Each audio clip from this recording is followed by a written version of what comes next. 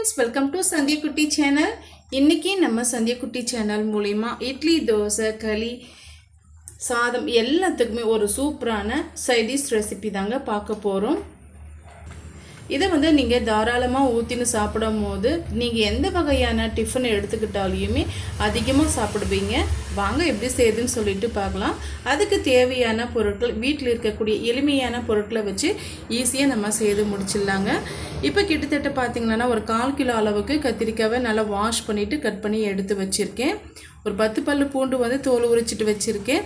2 medium size வெங்காயம் வந்து cut பண்ணி வச்சிருக்கேன் 7-8 வரமிளகாய் எடுத்து வச்சிருக்கேன் 3 தக்காளி பழம் எடுத்து வச்சிருக்கேன் வாங்க இப்போ எப்படி செய்யுதுன்னு பார்க்கலாம் இப்போ இது செய்யறதுக்காக குக்கர் ஒன்று வச்சுக்கிட்டேங்க இப்போ நம்ம கட் பண்ணி வச்சிருக்க பொருட்கள் எல்லாமே அப்படியே சேர்த்து விட்டுறலாம்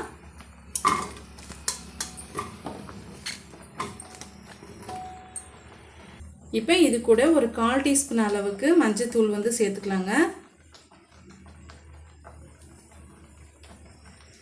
இப்போ நம்ம சேர்த்திருக்க பொருட்கள் எல்லாம் முங்குற அளவுக்கு நம்ம தண்ணி வந்து சேர்த்துக்கலாங்க இப்போ நான் ஒரு 1/2 லிட்டர் அளவுக்கு நான் தண்ணி சேர்த்திருக்கேன் இப்போ இதை நம்ம சமன்படுத்தி பார்க்கலாம் பாருங்க இந்த அளவுக்கு நம்ம தண்ணி சேர்த்துக்கிட்டா கரெக்டான அளவா இருக்கும் இப்போ மூடி போட்டு 2 ல இருந்து ஒரு 3 விசில் விட்டு நம்ம வேக வச்சு எடுத்துக்கலாங்க வெந்து வந்த பிறகு நம்ம பார்க்கலாம் இப்போ மூடி போட்டு விட்டுக்கலாம்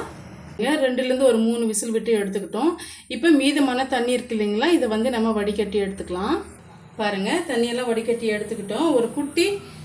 நெல்லிக்காய் சைஸ் அளவுக்கு புளி எடுத்து வச்சிருக்கேன் சேர்த்து விட்டுக்கலாம்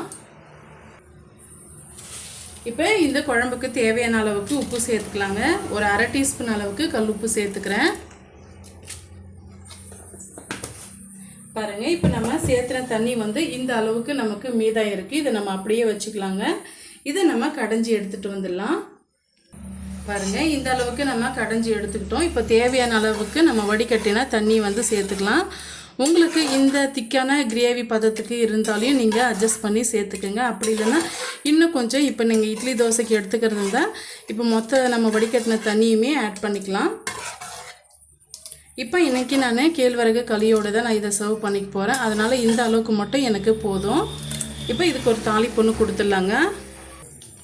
இப்போ பாருங்கள் இப்போ நம்ம தாளிச்சிட்டு சேர்த்துக்கலாம் உளுத்தம்பருப்பு கடுகு சீரகம் இதெல்லாம் வந்து நான் சேர்த்து பொரிய வச்சுருக்கேன் இப்போ வந்து தேவையான அளவுக்கு பச்சை கருவேப்பிலை சேர்த்து நம்ம தாளித்து விட்டுக்கலாம்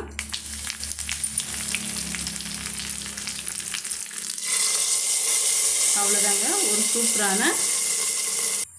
இந்த கத்திரிக்காய் கடையில் பார்த்தீங்களன்னா கேழ்வரகு களி சாதம் தோசை எல்லாத்துக்குமே ரொம்பவே அருமையாக இருக்குங்க ஒரு முறை நீங்கள் ட்ரை பண்ணி பாருங்கள் ட்ரை பண்ணி பார்த்துட்டு எப்படி இருக்குன்னு சொல்லிட்டு மறக்காமல் உங்களுடைய ஃபீட்பேக்கை எனக்கு ஷேர் பண்ணுங்கள் இது போல் சிம்பிளான டேஸ்டியான ரெசிபிஸ் பார்க்க நம்ம சேனலை ஃபாலோ பண்ண மறந்துடாதீங்க தேங்க்யூ ஃபார் வாட்சிங்